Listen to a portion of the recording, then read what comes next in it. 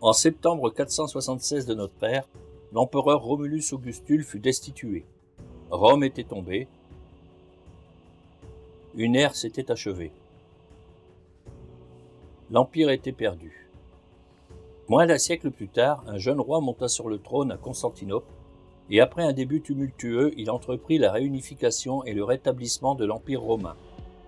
C'était la restauration impériale de Justinien.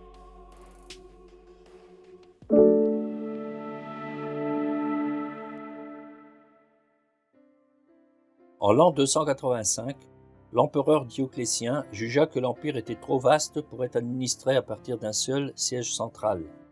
Il fut donc divisé entre l'Est et l'Ouest. Plus tard, en l'an 330, Constantin consacra beaucoup d'énergie à accroître le prestige de la moitié orientale, allant même jusqu'à rebaptiser la capitale en son propre honneur. Alors que l'empire occidental s'effondrait et que Rome finissait par tomber, la partie orientale, appelée aussi l'empire byzantin, perdura pendant près de 1000 ans. Né dans les Balkans d'une famille de paysans, Justinien monta sur le trône de l'Empire byzantin en 527. Son règne faillit être écourté par des émeutes qui avaient éclaté à Constantinople à propos d'une course de chars, et ces dernières déclenchèrent une révolution armée contre le gouvernement. Justinien était sur le point d'abandonner la cité, mais il fut encouragé par son épouse, l'impératrice Théodora, à ne pas abandonner la ville et à conserver son empire. Justinien s'efforça de panser les blessures de l'Empire romain, mais aussi celles de l'Église catholique, qui était devenue son trait d'union. Pour Justinien, l'Église et l'État étaient des éléments interdépendants, inséparables et complémentaires voulus par Dieu pour se soutenir mutuellement. Il écrivit « Il y a deux grands dons que Dieu, dans son amour pour l'homme, a accordés du haut des cieux, le sacerdoce et la dignité impériale. Le premier sert les choses divines, tandis que le second dirige et administre les affaires humaines.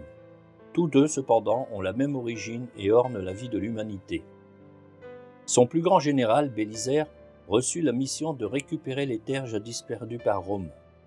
Bien qu'il ne puisse reconquérir l'intégralité de l'Empire, une grande partie de l'Afrique du Nord et de l'Italie, y compris bien sûr la ville de Rome, rentrèrent dans le giron de l'Empire romain ressuscité par Justinien.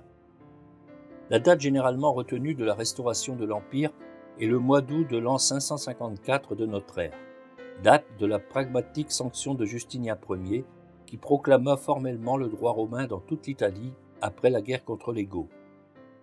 La réunification religieuse s'avérait plus difficile, car les questions doctrinales menaçaient de déchirer l'Église catholique. Il estima qu'il était de sa responsabilité d'intervenir. Justinien, comme les empereurs byzantins qui lui ont succédé, se considérait comme le vice-régent du Christ.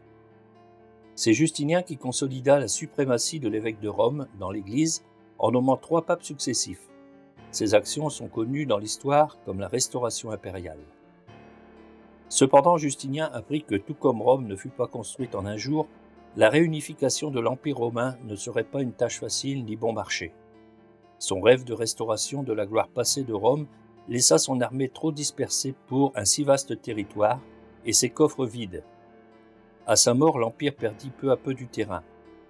Au cours de son règne, Justinien avait plus que doublé l'étendue de son territoire, mais moins d'un siècle plus tard, tout ce qu'il avait acquis et davantage fut perdu.